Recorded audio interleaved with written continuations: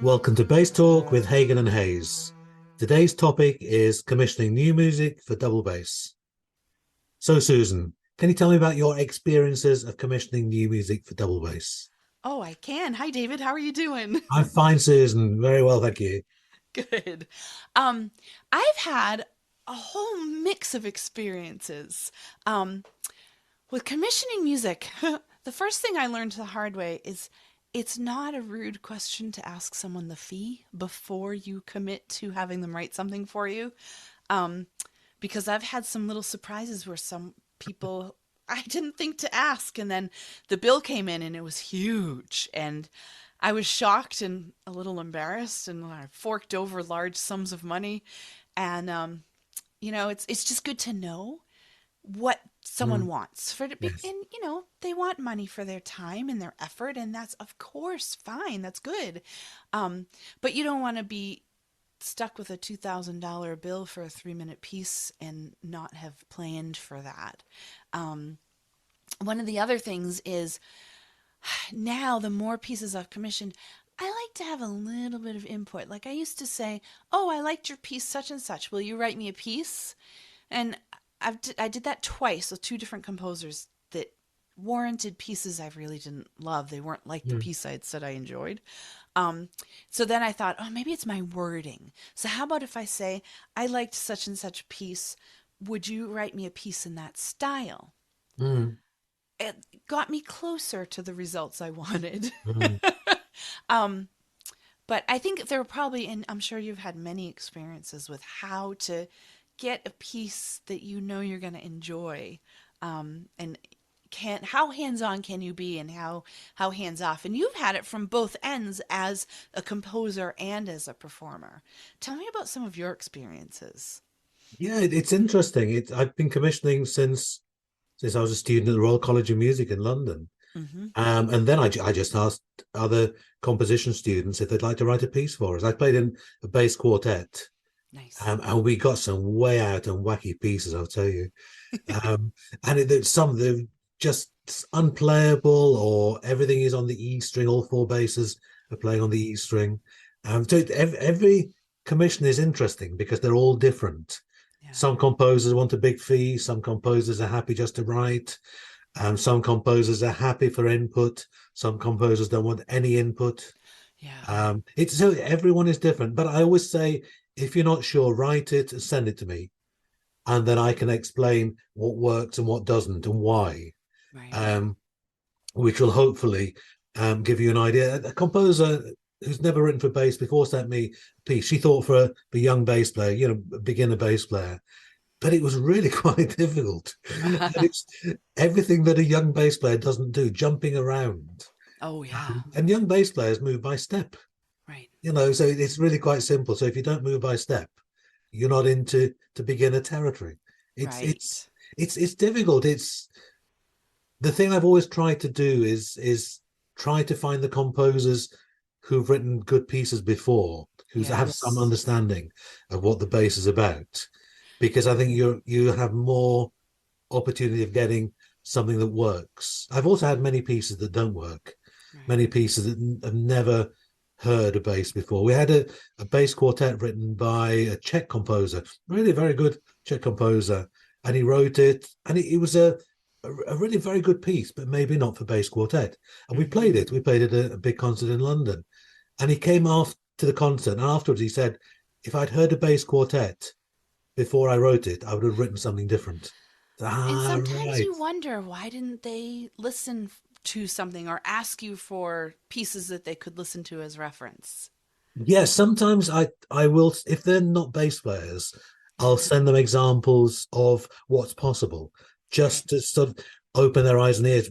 You and I have got a new piece by a composer, and she uses this orchestration book by Gordon Jacob. Right.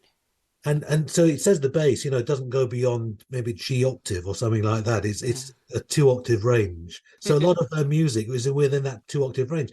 But he's saying for orchestral, but I'm Right. commissioning her to write for solo, which is Yes. different. But she's really fantastic, and she'll allow me to change things, and make it more playable for bass, because I, like you, I know how to do that.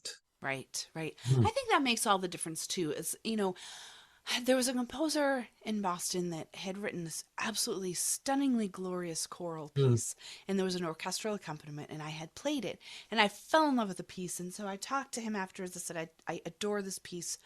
Would you write something for double bass? And I thought, well, he'd written the orchestral bass part. He must have some knowledge. He gladly wrote me a piece. mm. And it was written for an instrument that tunes in fifths, and it was an Irish reel. It wasn't a lyrical, choral, beautiful thing. Yes. I was expecting like some chords for the bass because we can Yeah. play more than one note at a time. And I was expecting lyrical. Mm, And I got this Irish reel tuned in fifths. And I looked at it and there was a huge bill for the piece. And I thought, what am goodness. I going to do? I've got to pay this and never play it. And he wasn't like you can give me input type of person. Mm. So I paid the bill, and the piece is still sitting on my shelf, right to the left of where I'm sitting right now. That's just reminded me. I commissioned one composer. He was a pianist composer, and he'd written this piece for solo bass with, I don't know, 50 double stops, 80 double stops, Mm. and 98% of them didn't work. Ugh.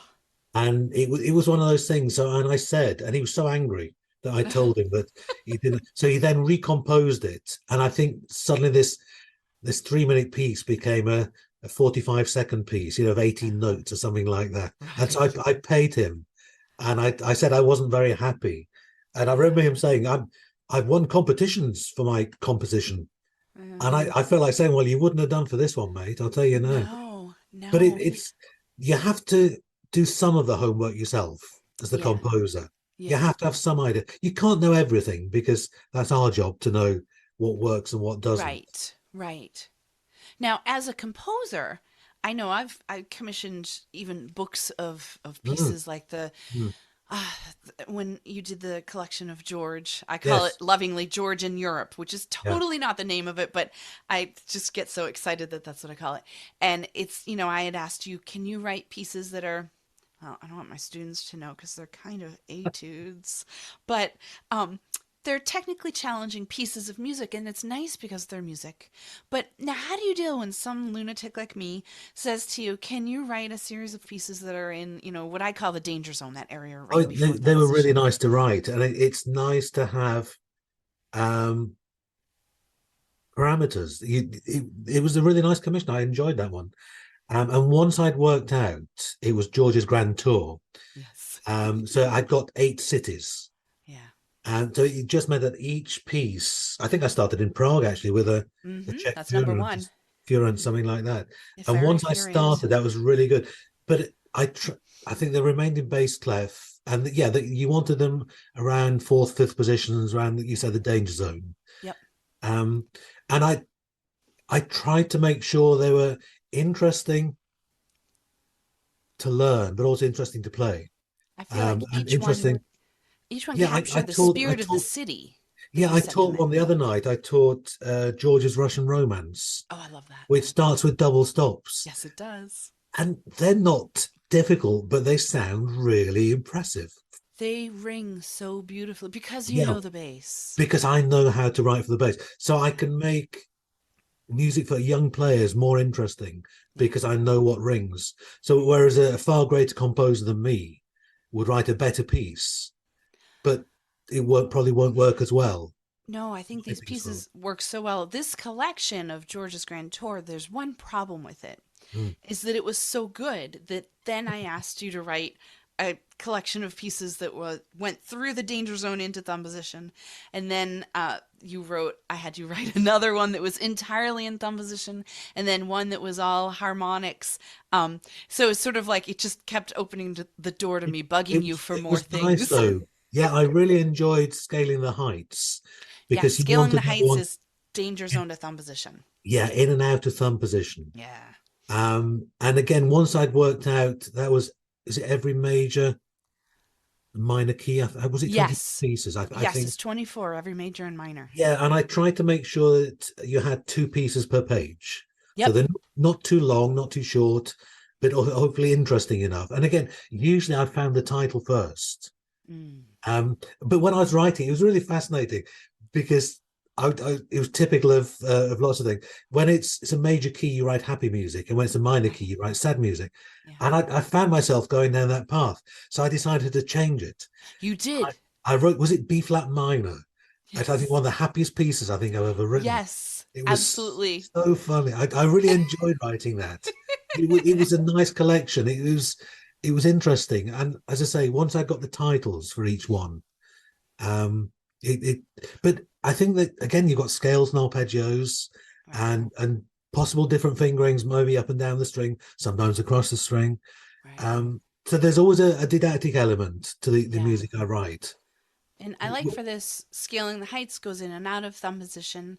And I'll have a student who every now and then will cross over and stay in thumb position. I'm like, no, no, no. That's the next book. That's aiming high. That you can keep entirely in thumb position, but scaling the heights you can't. It's just not allowed by me.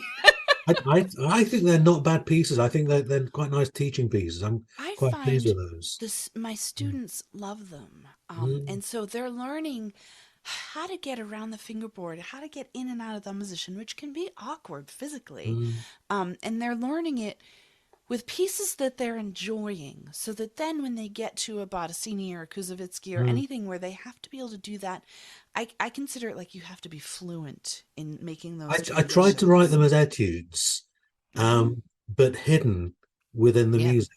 So Yeah. they're learning lots of things Yep. without them realizing they're learning lots Yeah. of educational aspects of how to play the bass, how to move from position to position, in and out of thumb position. Yeah, and I think So you've that done was it interesting. well, because Mm, I'll say to a student every now and then, I'm like, I'm going to let you in on a little secret. This is a technical piece. It's like if you watch ice skating competitions, this is the short program, but it's disguised because it's a beautiful piece. mm. But I think the trouble is when you do a really good commission, people are going to come back and ask you for more. Maybe that's That's not a nice. bad thing. What was the best commission you've ever made? Because I know you've commissioned lots of pieces. You know what? I'm partial to your music. Well, that's And kind. so I I didn't have ask you this. for that reason. I know.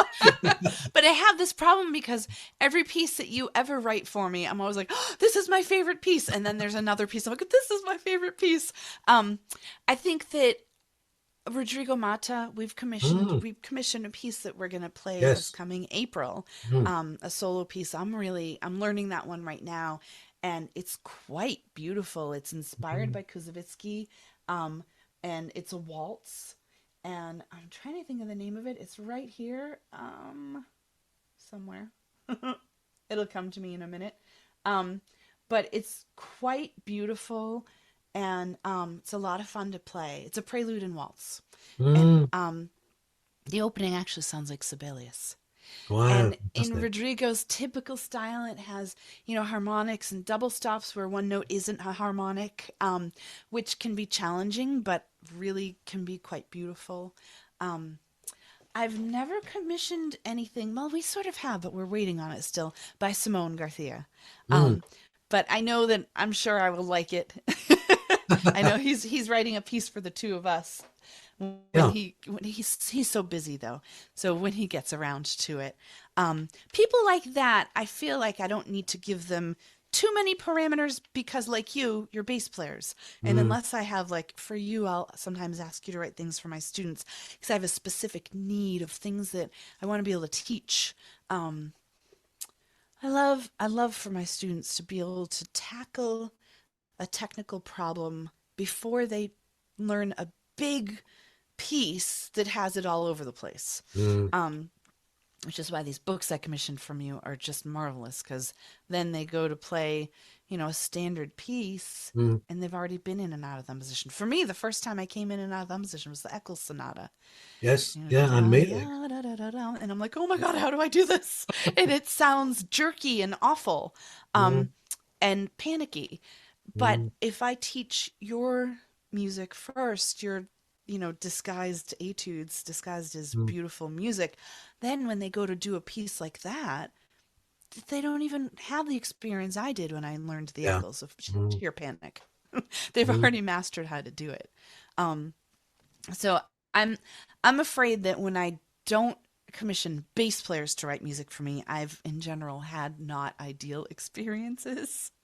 It's Um, yeah, it's quite difficult, isn't it? Because for yeah, many, the bass is just this unknown instrument, and all they know is the bass sitting in an orchestra, yeah, and most of yeah, the composers have no concept that we can do anything else. right, I've worked with many great composers. Tony Osborne, I worked with for about 25 years, right. and for the last 25 years of Tony's life, almost everything he wrote for bass was commissioned from me. Mm, He was an amazing chap. He really talented. I don't think he knew how talented he was, and it just music was. It was just there. When Avidio Badilla died, and suddenly age 39, I heard about it on the Saturday, and we had Bass Fest the following week. So I just phoned Tony, and I said, I need mm-hmm. a piece, Tony. It's for three basses for me, Meta, and Teppo, Meta Hanskoff. Teppo had Yes. to play. We'd all been friends of a video, and I said the title is because Tony was terrible with titles. I told him Threnody for a video, and by the next afternoon, he'd written it and faxed it through. The fax in those Mm, days, and it's one of no, his best pieces. It's that's a beautiful unbelievable. piece. Yeah, and he wrote so many great pieces, and he was fantastic at writing for younger players as well, Yeah, because he was a bass player and teacher. right. And some of the quartets he's written, Pink Elephant and Yep, Habanera and Green Bass Blues, they're such great pieces that using a limited number of notes, but they contain such great music, and people love young bass players love playing them. right. Oh Really. yeah. In fact, I heard the Pink Elephant. I taught that. Mm, It was more massed basses because mm, there were 12 of them doing it. yeah. And I was like, "Who's this Tony Osborne guy? This piece is great. It's fun." And that was probably almost 20 years ago. Mm, And then when I met you, I was like, "Oh, that's who Tony Osborne is." Okay, and you would talk about him and tell me what good friends the two of you mm, were and all.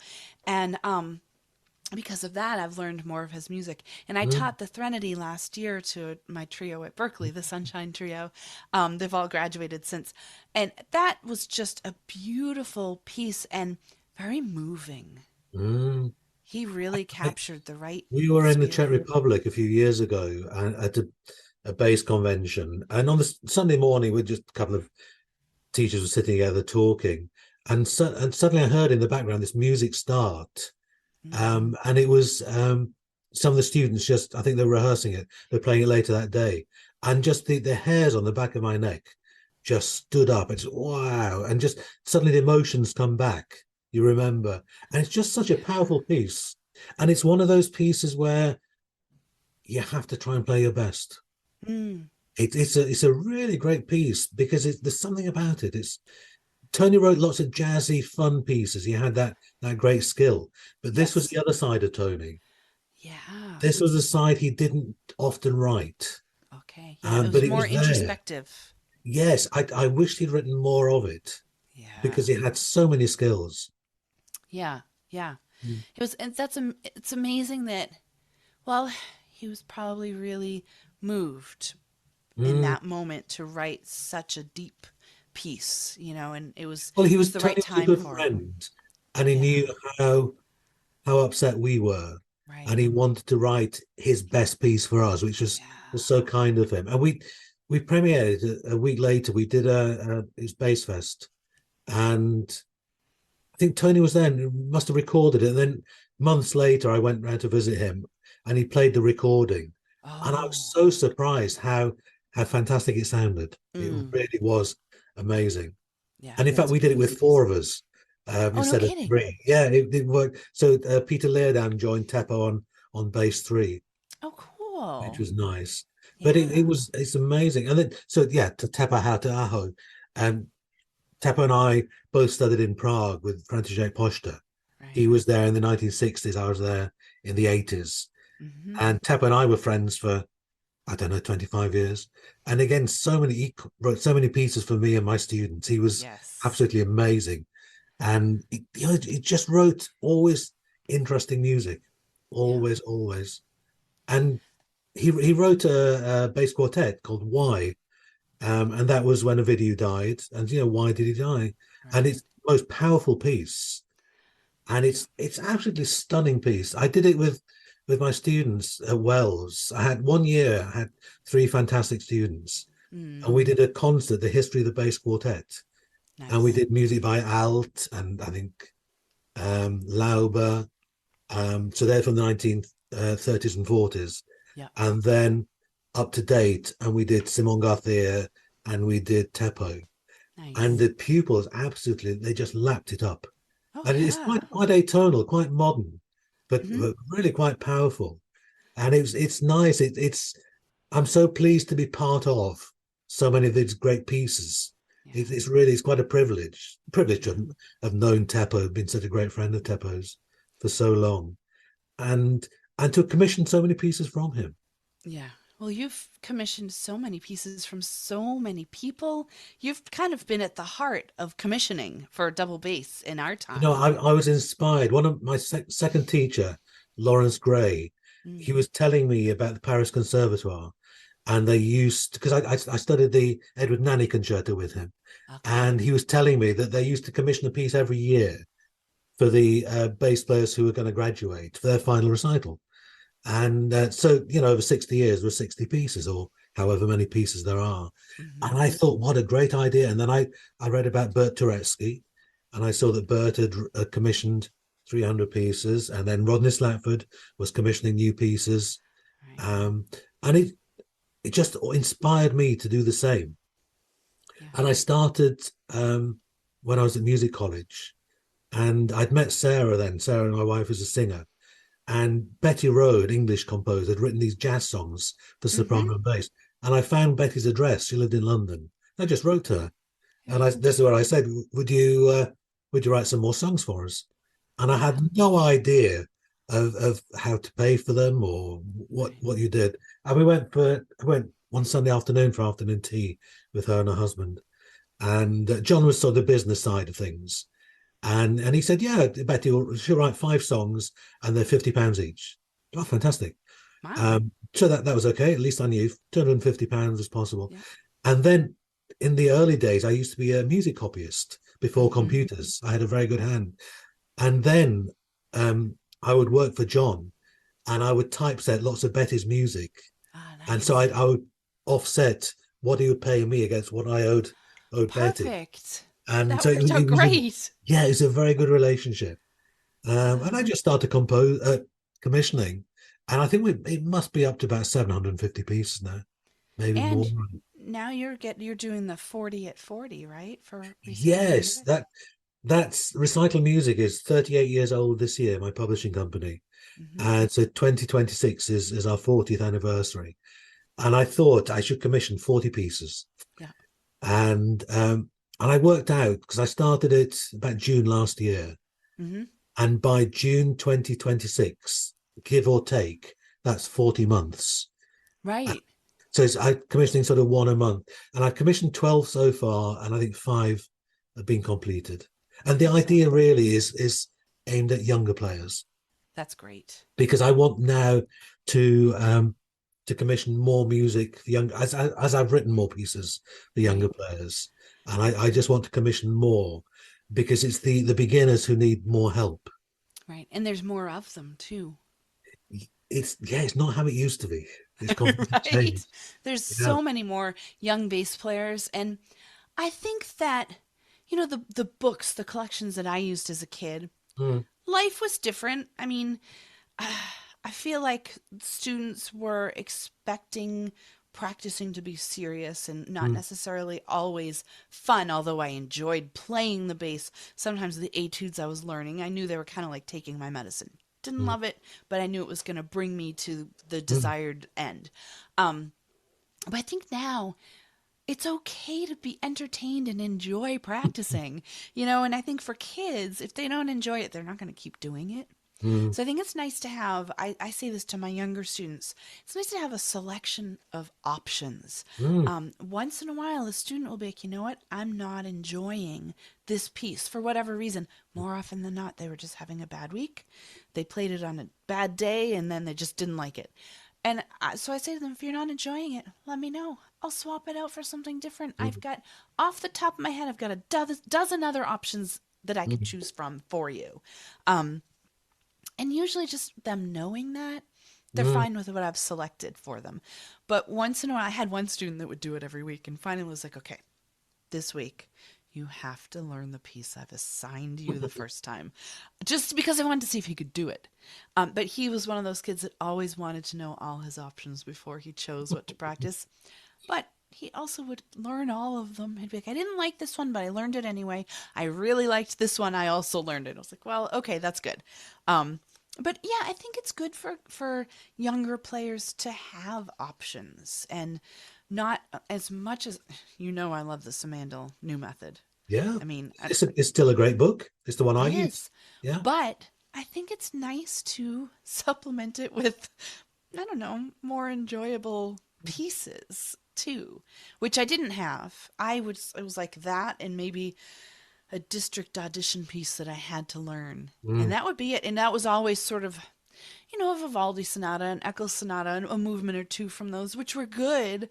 But you're writing beautiful and fun things. And a lot of the music, The Adventures of George, your first book Mm. of those series of, technique kind of focused pieces, the kids are learning Collegno and Ponticello and harmonics and left-hand pizzicato. And I have to tell you, people love it. I My know, students just but love it's it. quite easy because when you're writing for beginners, you have a limited number of notes and rhythms and keys and things like.